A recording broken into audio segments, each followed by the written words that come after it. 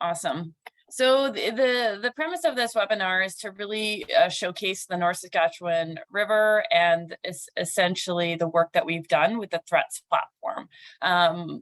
As you know, my role with EPCOR, I'm responsible for developing the source water protection plan for the city of Edmonton, as we're the water provider. And so what this really meant is that every 3 years when we publish our source water protection plan, my team collects all the land use data, the water quality data, the Water Survey of Canada data, the other provincial hydromet data, weather data, and then we assess it and we look at it and we determine risk. And so every 3 years, it's a pretty data intensive process, and data is from multiple places, right? So we have data from multiple sources, whether it's water quality or flow or hydrometric data. And so it was a really intensive process. And then when we worked on other planning groups, particularly with the North Saskatchewan Watershed Alliance or the Alberta Lake Management Society, we were always gathering data from different sources, and it was a continual update problem because there were so many data streams. And so the idea behind our original funding of the threats platform, which we've put about 300,000 into this to develop it for the North Saskatchewan, is that we wanted to be able to use everyone who is doing watershed or source water protection planning in the basin would have a common tool which we could use to promote conversations, whether it's a conversation about load allocation, whether it's a conversation about water quality, whether it's a conversation about coal mining in the headwaters, that we were all looking at the same data and that we had read it, everyone had access to it in a sort of online platform. So although our work was on drinking water source protection for the North Saskatchewan watershed upstream of Edmonton, the 28,000 square kilometers, we really wanted to have a public facing tool for the reasons I mentioned previously. So what we're really focusing on today in this webinar is the data gathering or the watershed characterization aspect of source water protection planning. And so that's sort of in this light purple here. You want to develop a source water protection plan, the first thing you need to do is delineate your watershed boundary or your aquifer boundary. What area affects your water quality for your drinking water source. The second is sort of what are those risks or those human influences or natural influences that could affect that quality in the short term and in the long term. So that's where you do the land use, the land cover mapping, and then you look at contaminant sources, and it's usually a GIS exercise, right? You want to visually and spatially represent that on the landscape so you can start to look at your risks. What are your wildfire risks? What are your pipeline risks? What are your biggest changes in agricultural land use? Are you increasing the number of cattle? Are you, what is happening on that landscape? Because that's really going to inform that risk assessment part. And then the third part is the water quality and quantity assessment. You want to know, do you have a reliable supply of water? Is it changing? Will it change in the future? What was it like in the past? And that helps you kind of determine that supply issue. And then water quality. Is water quality declining? What is it like now? Are there any things that are any parts of your water treatment plant process going to be affected by some of these changing water quality issues, particularly under a new climate regime where we're starting to see a little bit more of flashy systems. Perhaps in your watershed you might be getting more water, you might be getting less water, so we need to be able to make those linkages quickly. So that's what we're focusing on sort of today. Next slide. And so again, source water protection planning is really the first step in a multi-barrier approach. So you have your treatment processes, you have your distribution system, and those sorts of things. But source water protection is really about what is happening to your raw water source. And it is really, when we say source water protection planning, depending on the size of where you get your water from, it is often tied intimately with watershed planning. So you see on the left-hand side there, watershed management plans become an important component. We're not focusing on that today. We're focusing on the watershed delineation and the inventory of land use contaminants that allows you to do vulnerability assessment and risk ranking, which we're not really touching on today. So it's really the watershed delineation and the inventory of land use and land use contaminants. So next slide. Again, there is a standard for developing source water protection plans, and the previous Alberta Water Council team did review that standard, as well as sort of a made in Alberta approach on what kind of components would be important for source water protection planning. And it is really, having that data at your hands, understanding your watershed, understanding how change will occur. And it's in the first start is always this data gathering exercise. Characterize your source water and source water protection area. And that again is the focus. So next slide. Okay, so just a quick introduction to the THREATS platform. THREATS is an acronym for the Healthy Rivers Ecosystem Assessment System. It's a web-based platform. We've been developing it for quite a number of years now. It is designed to help people visualize and access complex spatial and time series data sets. We customize it for specific users and needs by adding additional modules and data sets as required. For the work we've been doing with EPCOR, we've had a lot of focus on the water quality module, spatial analysis module, which is kind of a, I don't know if you want to call it, it's kind of a GIS light type system where we've built in all the data sets, and we've got some tools for doing some quick spatial analysis that can be used for developing source water protection reports and indicators and things of that nature. So it's a very customizable tool, and it's we've got a lot of data that's getting built into it that we think will be really valuable for applications in watershed planning, source water protection in Alberta and elsewhere.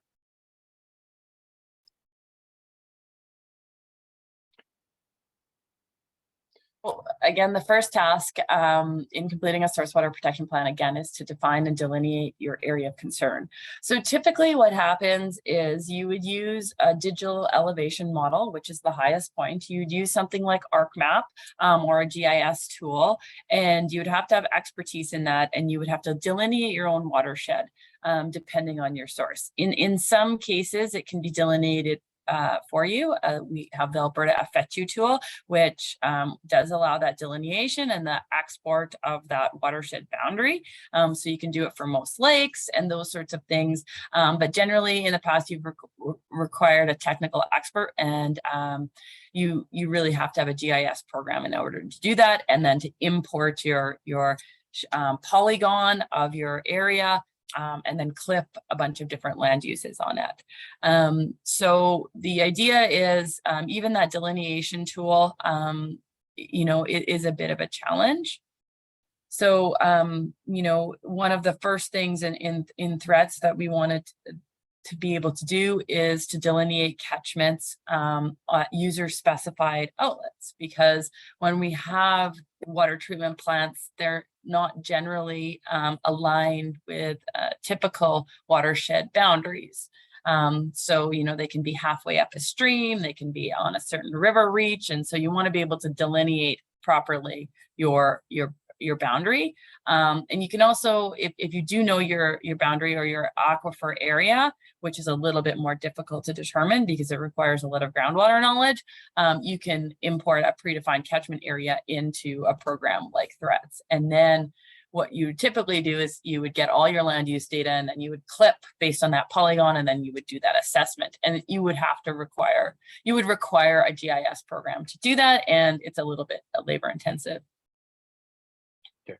So the alternative is with the THREATS system, as you'll see here in a moment, we can generate these catchment delineations on the fly.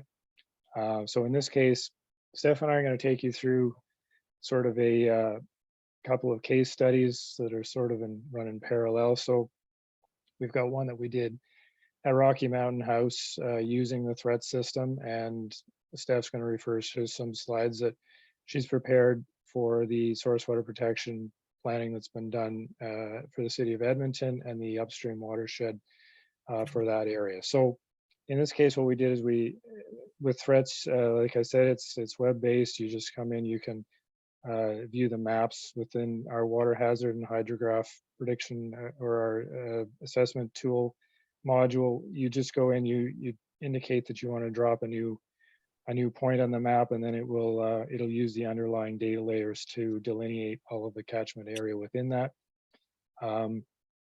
There's also HIDAT data within this system, and you can see the catchments that contribute to those HIDAT stations.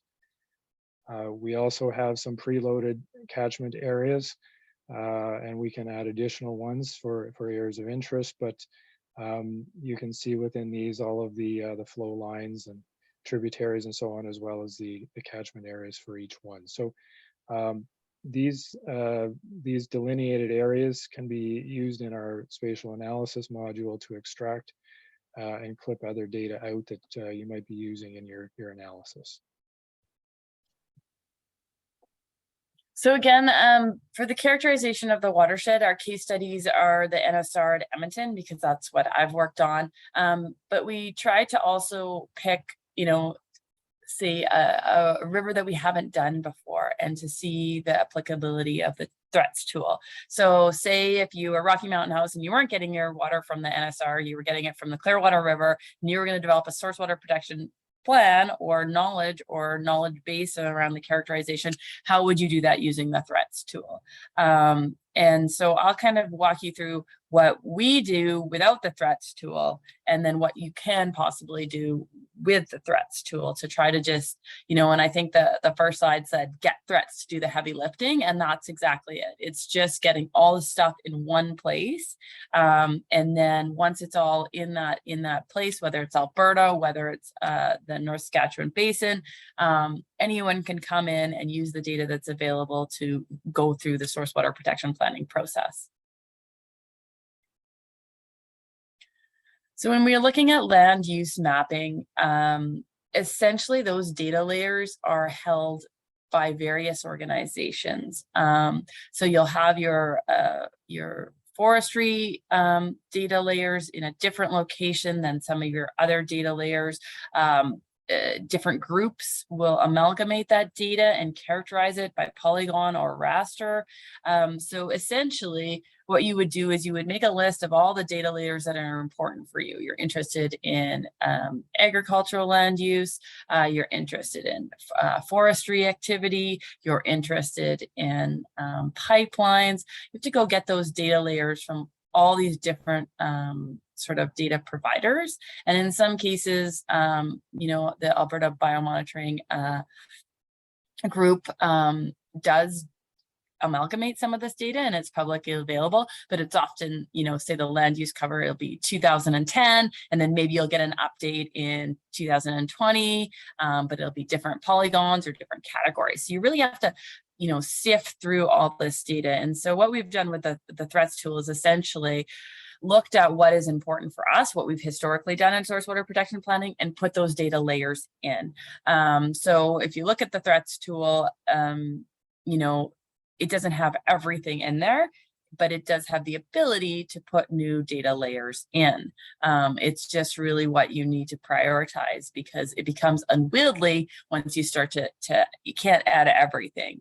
But what it does allow, and this is how you do source water protection planning, is you look at these multiple land use disturbances, and then historical land use disturbances through time to see if it's, are we increasing? Are we decreasing? What's changing?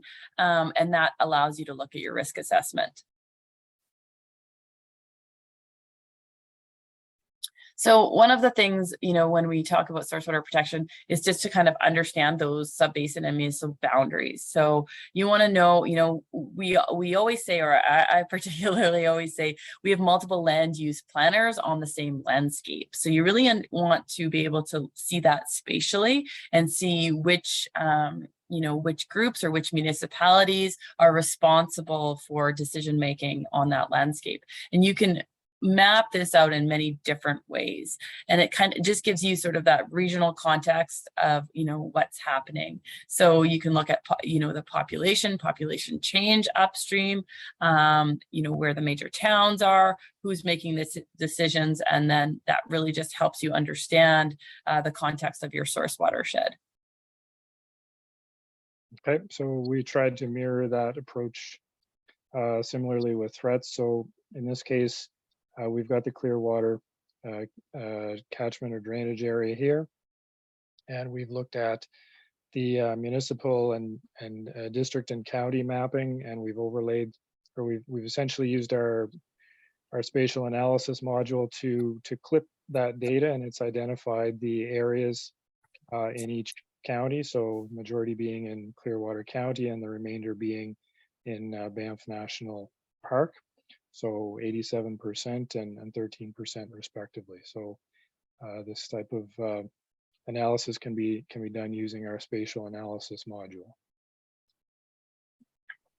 And the important part about that is that, you know, when I make a map, parks and protected areas, to make something like this map, I have to have all those GIS layers pulled in, and then I have to do the spatial analysis. I can't really do it on the fly. So if you could imagine, you know, this looks really easy. It's very easy to present. It looks beautiful, but there's a lot of work that goes into that. And if you want to be able to do that at the municipal level or for a small municipality, having an online tool that you can use to recreate some of these sort of maps becomes very important.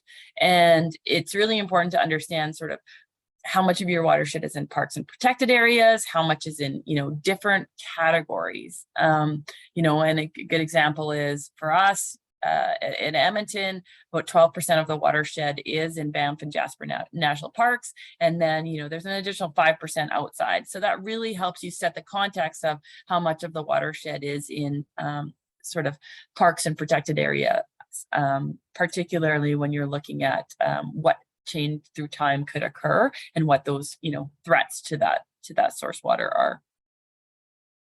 Okay.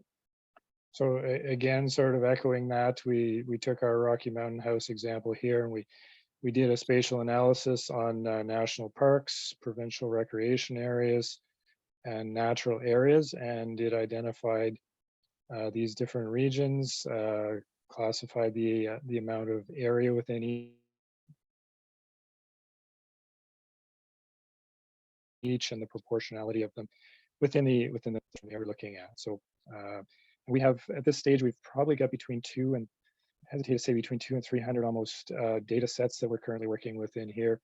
And so our challenge of late has been to try to classify these and group them so that they're easier to access and find them when you're working through a project. So, so I think that's coming along.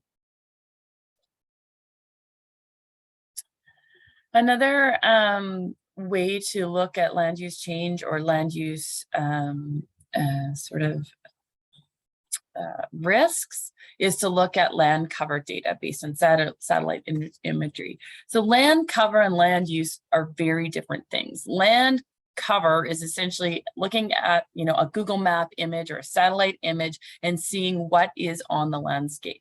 So what happens is then someone comes along and they categorize what those images are. So in this case, you know, you can have, you know, 2010, ABMI did a really big land cover assessment, and they categorized it based on agriculture. And so what this does is just gives you a quick snapshot of, you know what, most of our agricultural areas in the North Saskatchewan, you know, about 14% is agriculture, and most of it is in this lower stream reach. So that's the part where you get that spring runoff. And then after that, unless it's a heavy rain, those areas aren't really contributing to water quality or quantity at Edmonton. So it just helps you prioritize and understand where those changes will occur and when those land uses will manifest themselves to changing water quality at your raw water source. So threats can be used to do the same thing. We've imported ABMI data from all of the land cover data that they've got available for, I believe it's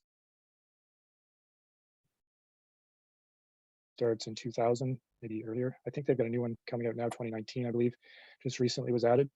So what's interesting is, I mean, you can do this type of analysis as a snapshot in time, but it's also interesting to be able to compare these, and we provide the tools to be able to do that in threats as well. You can compare between time periods, which is useful to be able to identify change that's happening in the watershed and trends over time. So we've applied some different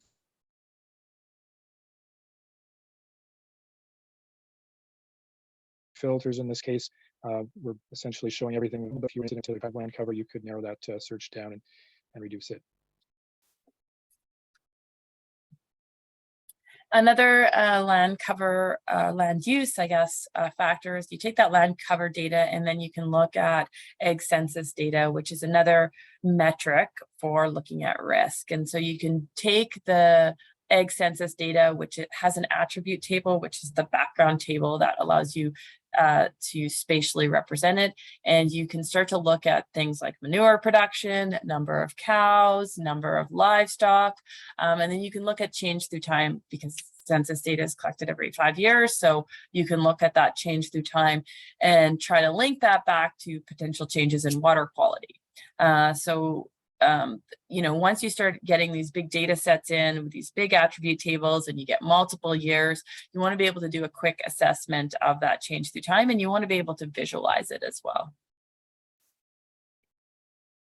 So with threats, we've integrated in the Census of Agriculture data. We're currently building an updated spatial analysis module, and that will allow us to be able to spatially weight the data in those attribute tables. So we want to be able to produce this type of information where you've got the number of livestock or the density of livestock or in a particular area of interest or catchment.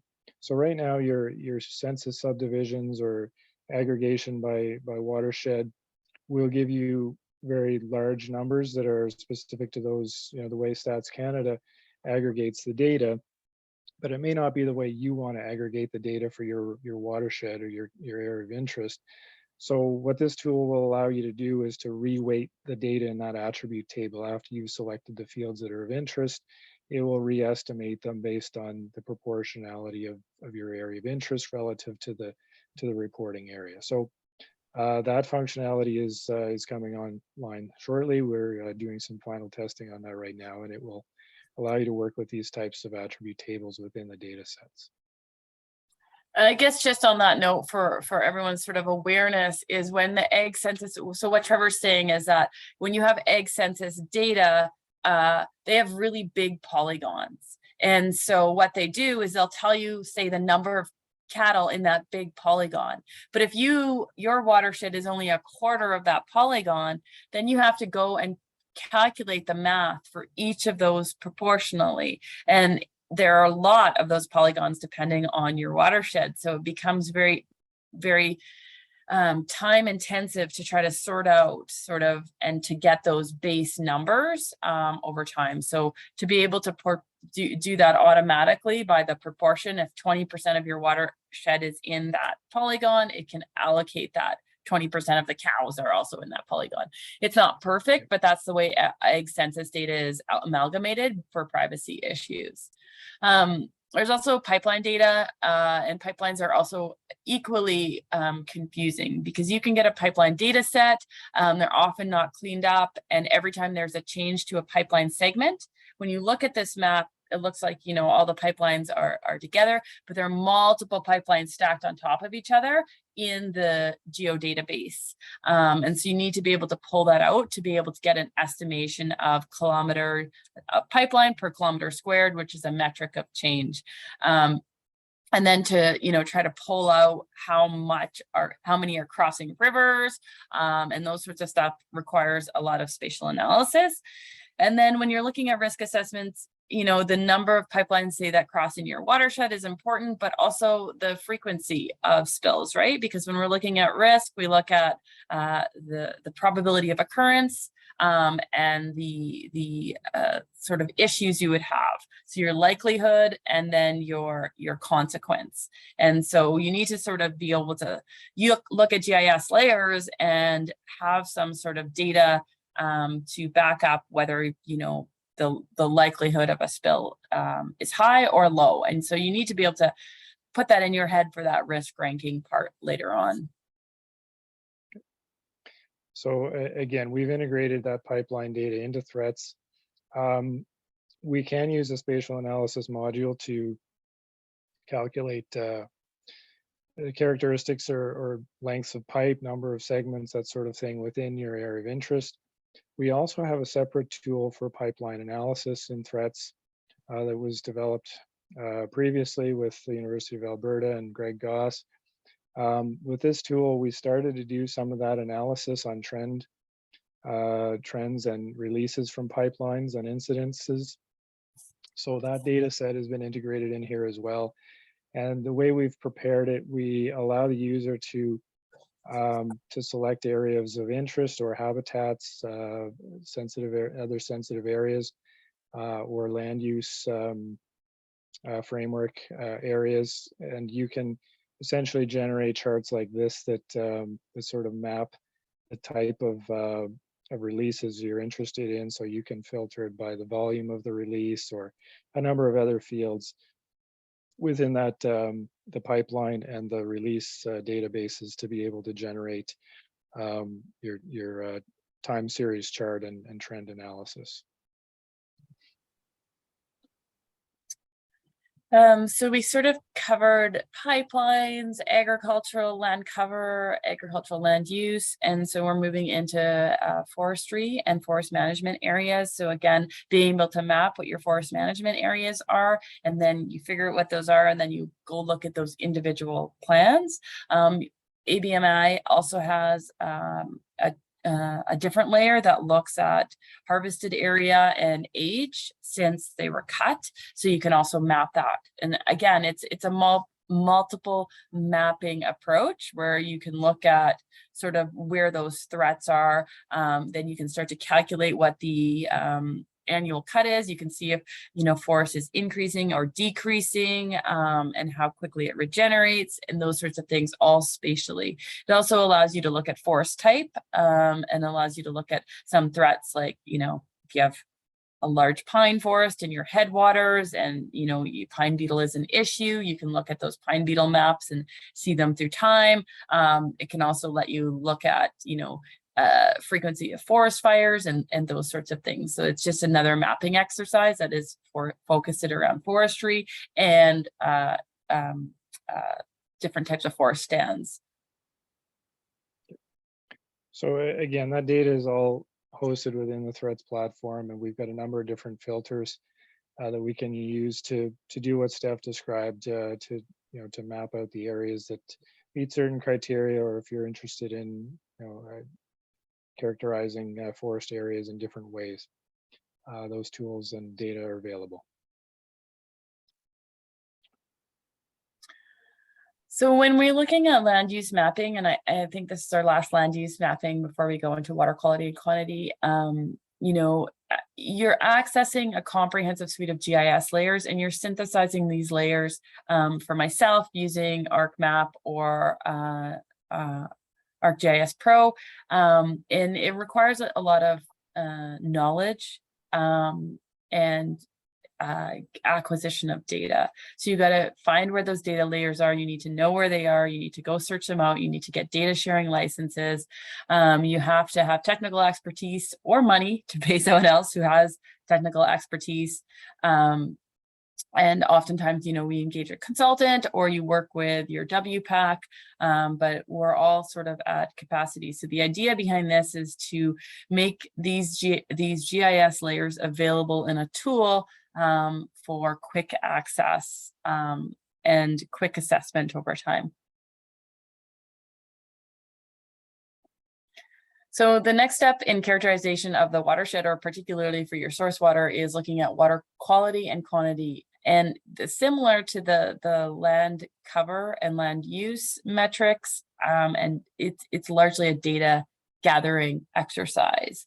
And so you gather all the data. That's very time consuming. Luckily, we now have DataStream that is starting to amalgamate that data at the provincial level and across Canada, particularly for ambient data.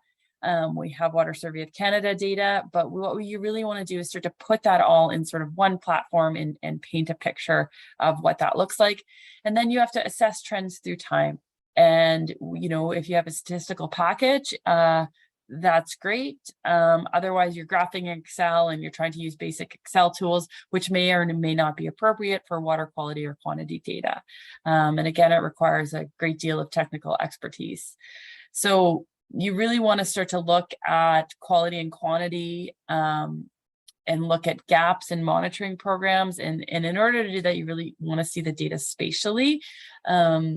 And then you want to start to link it between water, you know, link your water quality with some of those land use metrics that you've seen previously. For small or even sometimes large municipalities, this task can be monumental. It requires a lot of expertise and really a full-time person working on it. And that compiling even just the necessary monitoring data can take weeks and weeks. You have to know where it is and you have to chase it down essentially. Yeah. Next. So also data can be sparse. Depending on your data sets, you really want to know, you know, when you can start to fill those monitoring gaps. We have abundant water quality data for the main stem, but for headwater tributaries, we've realized it's more hit or miss. And then, you know, being able to view that spatially for your watershed and then, you know, supplement monitoring programs is very critical. And multiple people and groups are collecting data. And so you really want to be able to get all that data in one place and then spatially view it all together on one place. So the same challenges exist for water quantity, although the Water Survey of Canada and their basin site, which I'm sure you've all gone to, is quite good. But you want to be able to look at sort of change through time, do some statistical analysis, look at water supply under different conditions. Do your 7Q10s or, you know, or your 1Q30s when you're looking at effluent, you know, putting effluent into these water bodies. So you really are looking at this all the time in some cases. And so, you know, Threats does provide a convenient means of assessing all that data, which is publicly available, and then doing some statistical analysis. From the water quality perspective, Threats relies on an API, so a computer talking to a computer into DataStream. So, you know, once DataStream, and DataStream obviously is gaining traction. If you haven't heard of it, you can Google it and go check out all the water quality data that is available. Once that data is put into DataStream, then other visualization tools like Threats can start to use that data, and then you can start to do statistics and those sorts of things on it. And then it's easier for source water protection planning. Yep. I'll just mention the DataStream has got some pretty good tools for streamlining how that data gets uploaded. They've got lots of templates and things like that sort of help the data providers to streamline the upload process. So they're working to make that as easy as they can. I'll just talk a little bit about some of the water quality analysis functions we've got in Threats. So we allow users to filter stations according to the available water quality parameters. So if you wanted to see all the stations that had suspended solids data or ammonia data, you can indicate that in the system and it will show you all of the stations that have that data available.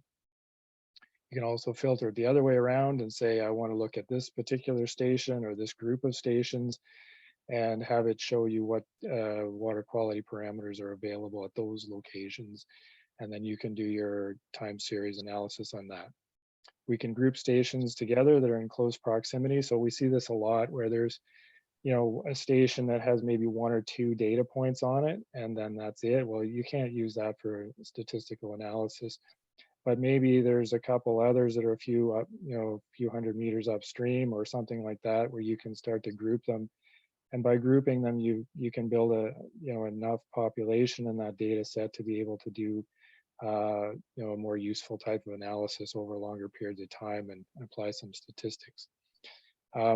You can also use our charting tools to compare between upstream and downstream locations or between tributaries. And we've got a flux analysis tool integrated in where it uses the hydrometric station data and the water quality data together to fill in gaps using regression analysis to do that. And then once you've got a time series of water quality, that's had gaps filled in, then you can start to do different types of statistical analysis. We've got a few in here: Mankandel, wavelet, seasonal decomposition, remainder, and other types of trends using the flux outputs. So when we look at water quality data, you can look at multiple things. Like you can do a time series, and you can look at a parameter such as turbidity, which is a measure of the suspended solids or the dirt in your water, and you can look at it through time. You can also do, typically we look at that, and then to do statistical analysis, you pull it into another stats package, and then do some additional analysis. So you could graph it in Excel, and those sorts of things. And the idea is to have one tool where you can do it all. So you can graph a time series, you can do your statistical analysis, and you can do it sort of quickly through time, particularly if there's, a parameter that is sort of a hot topic parameter and you just really want to know how it's changed through time. And one really good example is selenium, which, became a hot topic when coal mining activity was proposed to increase in some of our watersheds. You really want to be able to go to a tool quickly, look at trends through time, look at current concentrations, and look at those based on surface water quality guidelines or drinking water quality guidelines. Okay, so in this case, we're looking at TSS compared for the Clearwater River. You can see here that we've got two different colored points showing up here for different stations within this region. So we wanted to be able to compare in this case. One other point to notice we've added, although we haven't included in this particular example, but we do have Alberta water quality guidelines for the North Saskatchewan water quality framework. We also have CCME guidelines, and we can add in other guidelines as required for different applications. In this case, we've again using the same example with just different charts, different ways of looking and grouping data together. In this case, and we've grouped the data from these two monitoring locations together to see how that looks. Alternative stuff that you can bring in is when you look at water supply issues, you really want to look at where your water is coming from. So say at the City of Edmonton, we've done some work partnering with the North Saskatchewan Watershed Alliance to look at where the water comes from on an annual basis. And you can see, by the time we get to Drayton Valley or the big bend in the river at Rocky Mountain House, most of the water is already in the river. And so what you want to look at is, where the water comes from is usually where the biggest land use pressures will have the biggest effect. So it's sort of, again, painting that whole picture. And in order to pull this data together, you have to look at flow data from all the HYDAT stations and start to paint a picture of your annual flow. You can look at, in winter, where does most of the water come from? In spring, do we get, a greater contribution? Obviously, you can see in our spring runoff, most of the contribution is from some of those agricultural creeks. And then in other times, we get a different story. We get, most of it coming from above Rocky Mountain House. So you really want to paint a picture of where your water comes from and how that changes seasonally. And in order to pull all these graphs together, again, it's labor intensive. intensive and you want to have a tool that you can do that sort of in real time and see even seasonally in the last year, how has that changed compared to what we typically see on average? So threats addresses this. It's a little bit of a different depiction, but you can see how in this stacked hydrograph, what we've done is we've shown the different contributing areas to the downstream flow here. The downstream flow on the main North Saskatchewan is depicted by this this dotted black line, and then the contributing hydrograph stations upstream are shown in these filled plots here. So it's useful to be able to see proportionally where the flows are coming from at different times of the year and over the long term. These charts are very interactive, so you can zoom in and out and filter. If you wanted to just look at a shorter period of time or a given year, then you can look backwards in time. We've also got a series of different trend analysis we can apply there. So this is a depiction of some of the trend analysis that we can do. These tools are useful for trying to identify what's going on. It's not always so easy to see these trends in noisy time series data.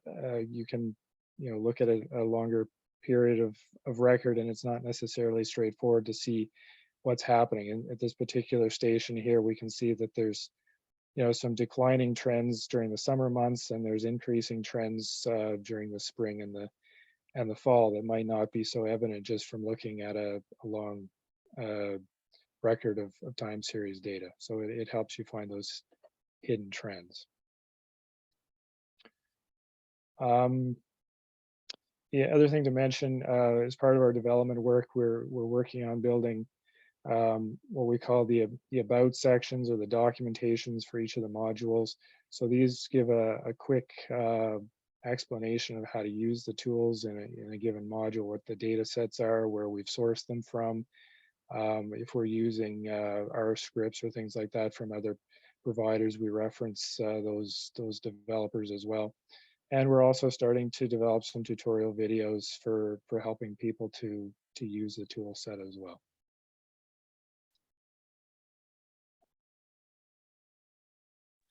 So the other aspect is in some cases when we're looking at change through time, we will partner with researchers, and we'll start to look at that change through time, and then we'll get a research paper, and a lot of time that information is lost. And we wanted to be able to have a tool where we could show that spatially. So and this can be, for climate change research, or it can be for beneficial management practice scenarios and those sorts of things. That data can be displayed. If it's spatial data, it can be displayed in something like threats.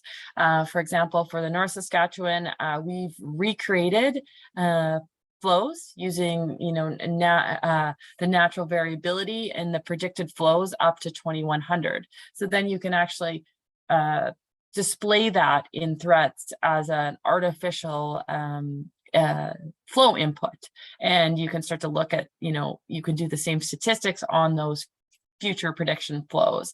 The same thing is that you can look at, loading scenarios under different BMPs, and you can look at some of the, under the SWOT analysis, you can visualize how loads may change under there. So this is sort of the next step, or the next phase. But once we start to understand what our watersheds look like, then what we do is we plan to improve them and manage those effects. And we want to be able to spatially visualize what the potential improvements in water quality, or change in flow, or restoration of urban hydrology, all of those things. How can we start to do that?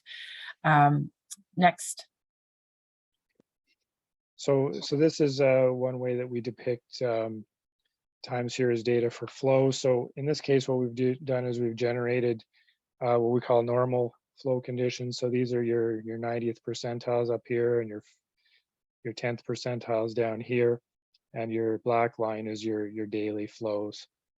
So it becomes useful to go back in time, or look. I mean, it's interesting when you look at these and see how they've changed over time. Like this is you can see your daily flows and see whether this was a wet year or a dry year or different seasons. So that's quite useful.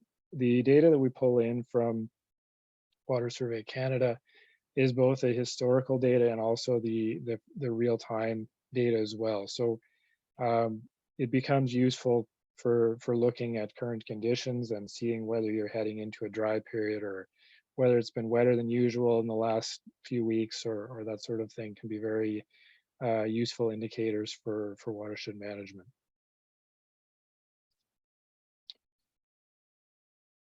Okay, similarly on climate analysis, we use a product from NASA called the Global Land Data Assimilation System. They've got a multitude of different data sets in here.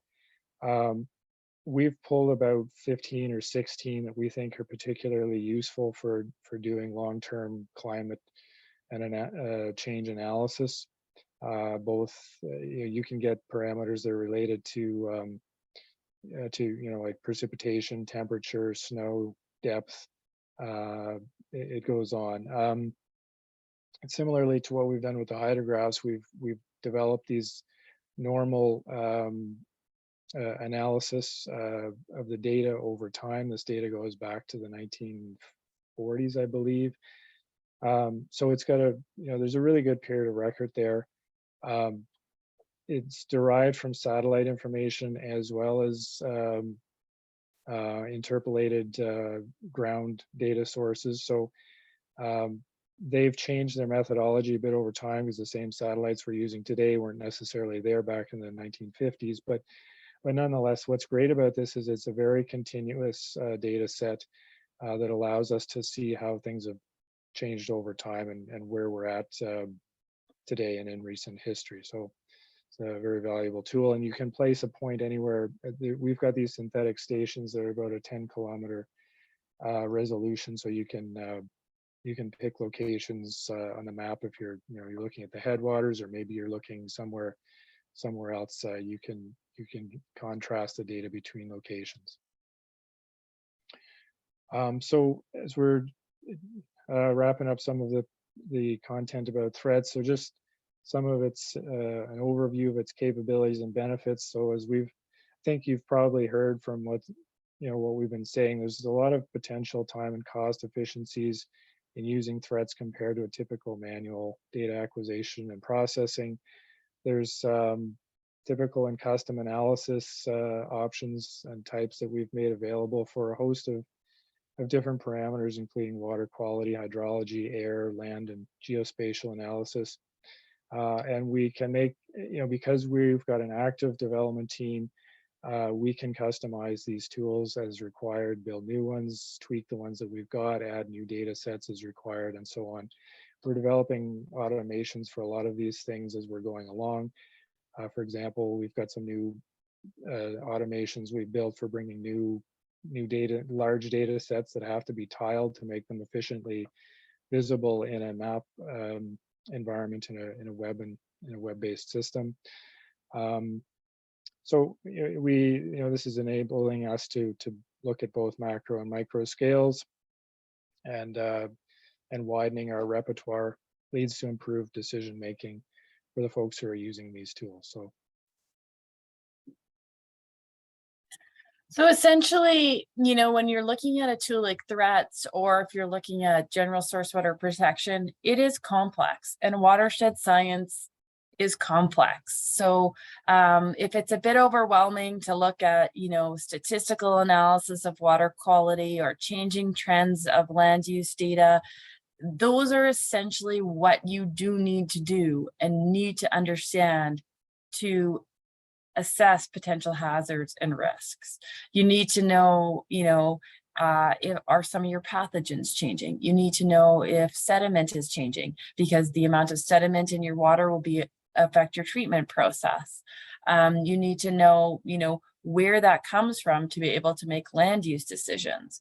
And so when you're filling out a table, whether it's a drinking water risk assessment table, where it's a drinking water safety plan, you can fill out this table with knowledge or without knowledge, but it's only accurate if you have the knowledge to support it and the data to support it.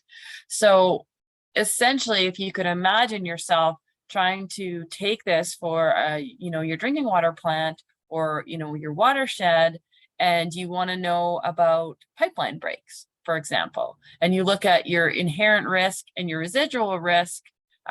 Residual risk for drinking water safety plans is the risk after treatment.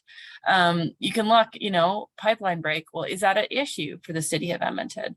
Well, yeah, we have 37 pipeline crossings, across the NSR main stem and significantly more across those tributaries. And many of them are carrying crude oil or oil that we can't treat at our treatment process and have no ability to really mitigate that effect. And that becomes a decision point for us. What are we going to do about it? How are we going to incorporate emergency response plans? What would happen if there was a pipeline break? And so that's just one example. And we have to go down for all of that. The next one, pine beetle infestation. We need to be able to spatially see, how much pine forest do we have? What are the current beetle populations? How much of the forest is dead? What is the risk of forest fires after, those trees have been dried out and killed? And those sorts of, all of those sort of decision points or risk assessments require a lot of spatial data. The same with water supply. Is it changing? Are we seeing a downward trend? All of those things that you might have seen in research papers, we want to be able to assess ourselves. And we wanted to be able to have a tool to do that. So, obviously there's some I would say, prettying up in threats to make it more user-friendly. But for us, we wanted to be able to get all that data together in one place, and that we wanted to be able to share it for the North Saskatchewan with our partners. So the people that we are working with all the time, and make that a publicly available tool. So that was sort of our prototype, and we've done that for the North Saskatchewan. And it's really up to, collectively, whether, the Alberta Water Council wants to expand this to Alberta. And that's really sort of, what we're looking at, for looking at the availability of this tool. But it has to be a tool that people will use, right? Because we're not going to build something, or it doesn't make sense to build something that is not usable. So that's sort of, where we're wrapping up the webinar today. Okay. So just quickly on the risk assessment. So as Steph mentioned, streamlining land cover change analysis, investigating livestock populations and operations, different risk factors, mining, forestry, infrastructure, and so on, connecting between the contaminant source and the drinking water. So we saw earlier, we showed you how we can use the tool to calculate catchment areas and drainage areas. We can also use it to calculate flow trace. So if you know that there was a spill happened somewhere, you can see the line of flow that it will take. We can also calculate travel times in the North Saskatchewan Basin between upstream points of possible contaminant release and downstream points of interest where the water intakes are located. A new feature we're also building here is the National Pollutant Release Inventory module. This will allow you to see federally reported contaminants released into the environment, either through air, water, soil, or soil. And that can also be very informative of what types of contaminants might exist in your watershed or areas of interest. Okay, so conclusions. So essentially, I think we've said it all. To complete good source water protection planning, you need good data, and you need to be able to assess that in a timely, efficient fashion. And you need to continually look at it, because things change on the landscape and things change for water quality, particularly under changing climate. The process still requires expertise. You still have to have a watershed science understanding. You may need to hire a consultant, but it would be a lot more efficient if at least all the data was in one place, because we are pulling it from multiple sources. It's a big step forward in forwarding source water protection, because the characterization of the watershed is critical. We found that Threats provides a common suite of tools and data that can be used to support the development. In Canada, it's a completely different platform than when we would have in the US, where you have the US EPA that is gathering all the water quality data. It's linked to hydrometric stations, it's linked to flow stations. You can use the basin tool to do land use change through time. And we're not there in Canada at all. Even getting DataStream, which is a nonprofit, to pull together all the water quality data, that was a gap that's being filled by a nonprofit and not at the federal level or the provincial level. And the same with the Threats tool. It's a data gap filler to try to forward watershed planning and source water protection planning that we decided to invest in, because we were spending a lot of our time and a lot of time disseminating data out to our partners as well.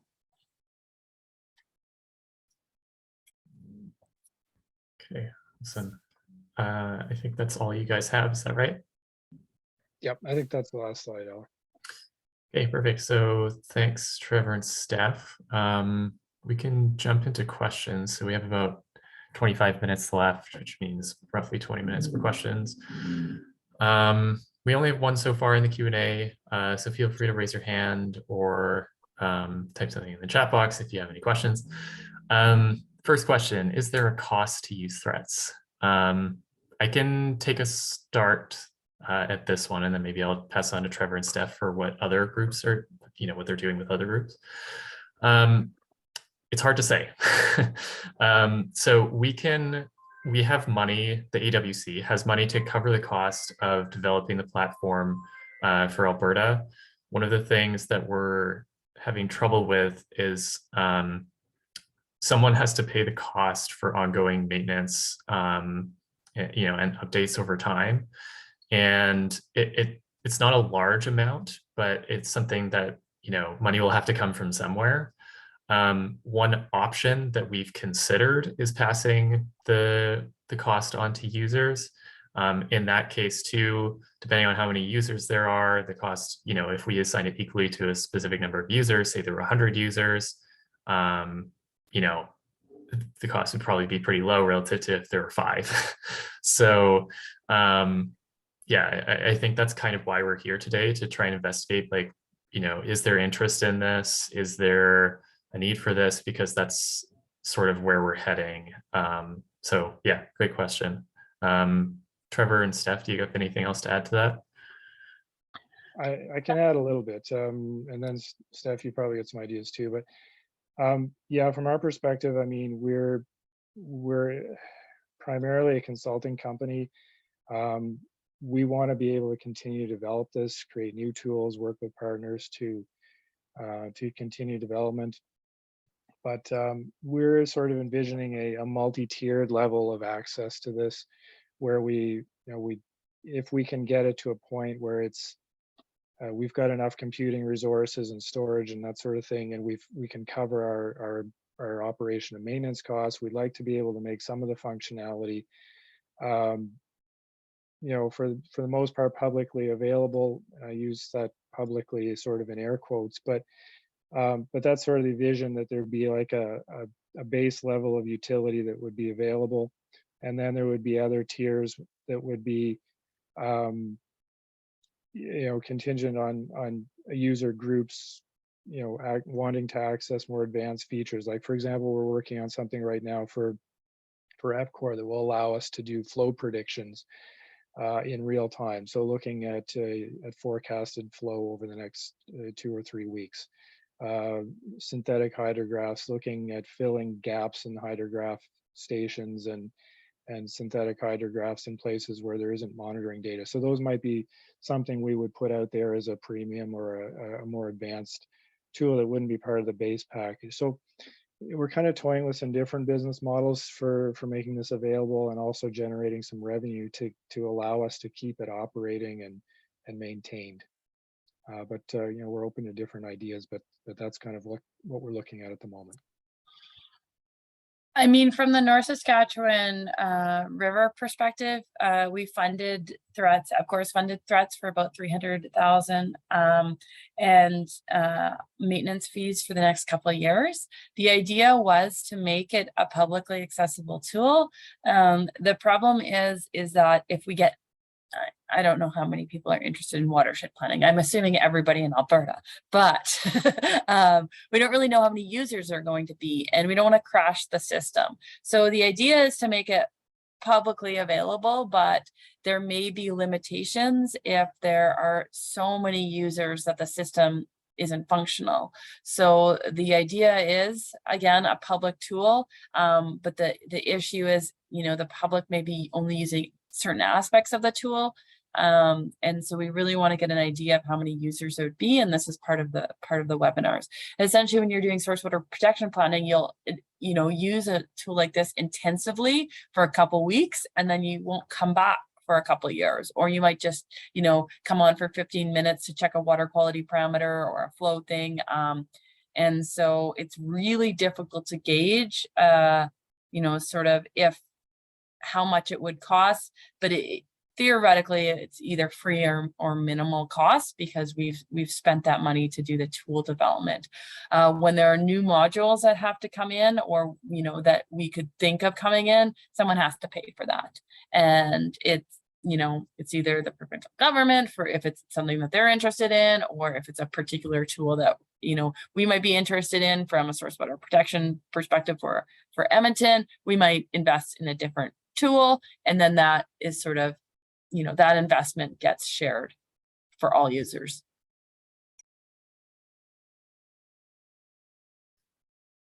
Okay. Not seeing any more questions, so feel free to type anything into the chat box or Q&A. Let's give you a few more seconds, and if there are no other questions, I'll start wrapping up.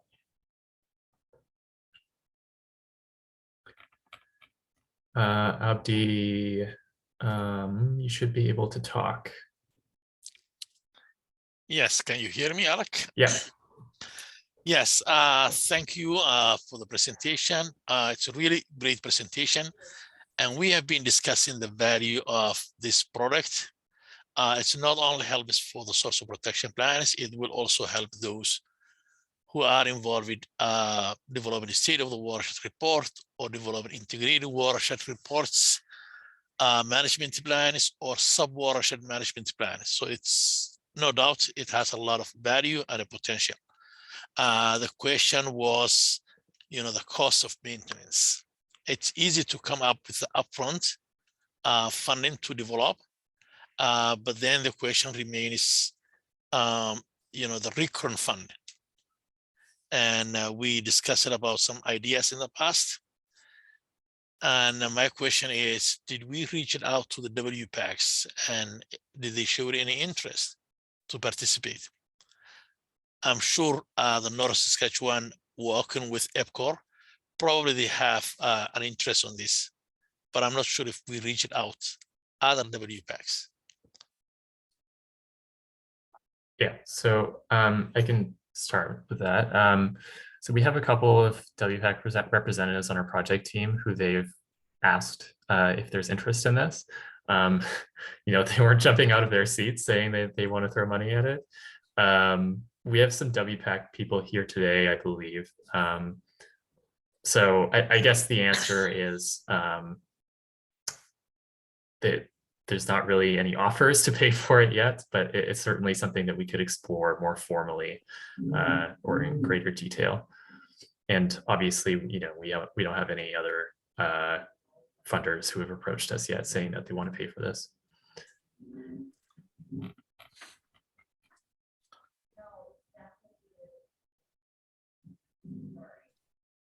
We are continuing to look for other users as well. So that can possibly fit into the mix later on, but yeah, it's like anything. It's a bit of a chicken and egg. thing, right? You need to develop a critical mass of users, and then the costs begin to go down, and you develop more efficiencies of scale. So that's kind of where we're at. But I mean, we've got a lot of functionality built in here. I think we're in a good place in terms of the level of offering at this point. So Alec, my follow-up question is, I understand that the cost was ranging from 20,000 minimum to a maximum 50,000 per year. I know we have utility companies, the regional systems. Did we reach it also to those groups if they can contribute maybe 5,000 or 3,000 per year? So yeah, that's something certainly that we can follow up on. We haven't had that conversation with them yet, but you know, we could, yeah, reach out to a lot of different groups and ask if they're interested. I think the concept was, if it was free, would you use it? And that kind of builds a business case of, you know, would WPAX use it? Would other groups use it? Would municipality use it for developing their drinking water safety plan? And that's sort of the first step of, you know, providing, you know, if someone's going to use it, it builds a business case for the GOA or other groups to support it. If it's a tool that is not going to be used, then it's going to be less likely to be funded. So there's many funding options, but I think the focus is, is there appetite for use as it is now, not considering the funding option.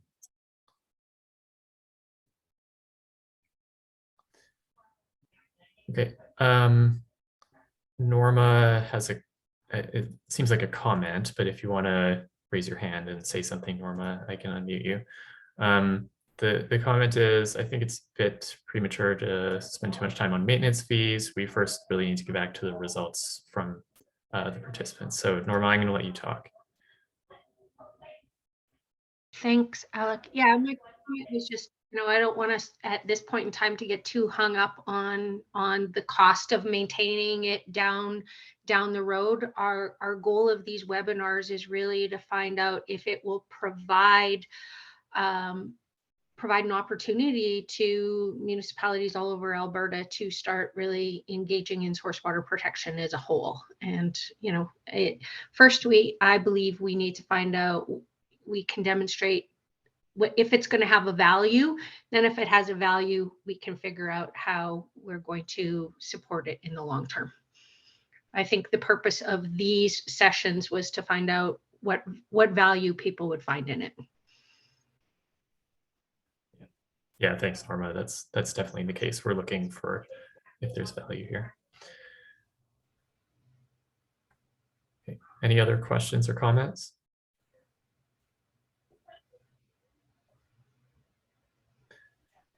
Okay, before we go, and I start with closing remarks, we just have a really quick poll just to gather your kind of interest in this tool. So I'm going to launch the poll.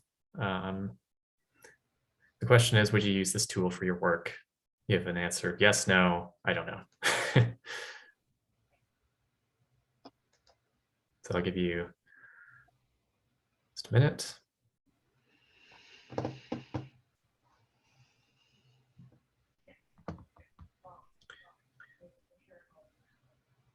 Okay, so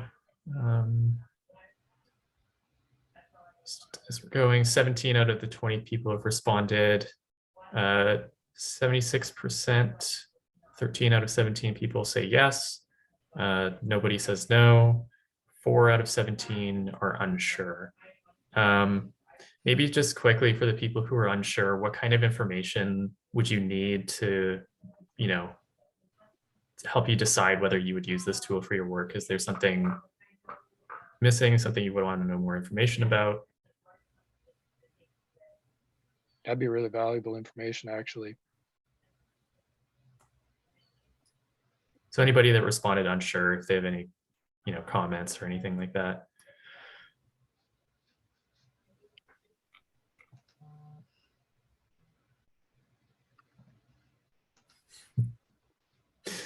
Okay, if we don't have that answer now, we also have an electronic survey that I will pass along after the session is over, so you can respond to that.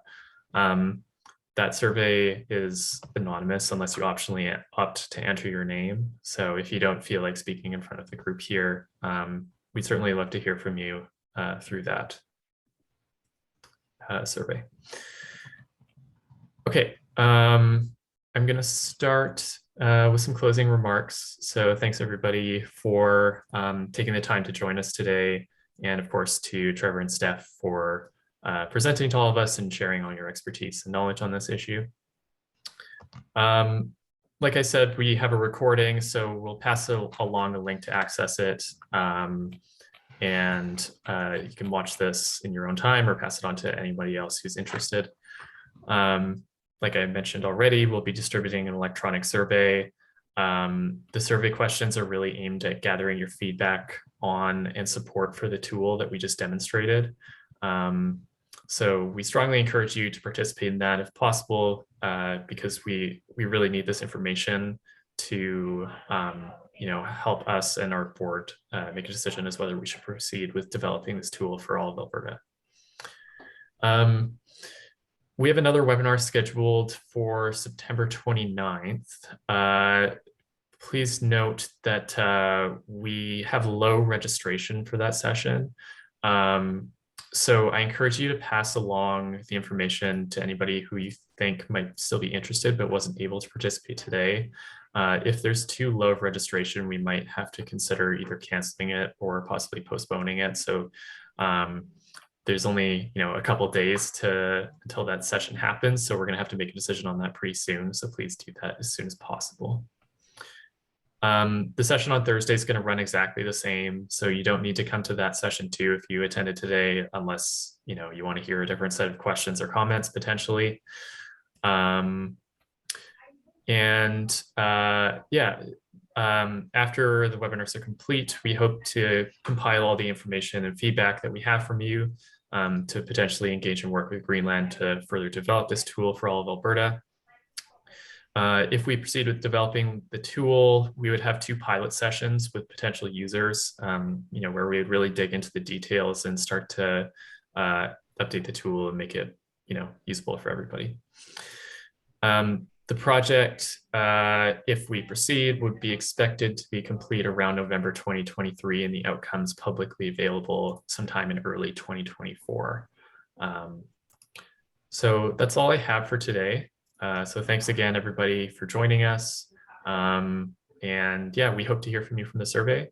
Otherwise, I hope you have a great day and rest of your week, and we'll be in touch. Thanks, everyone.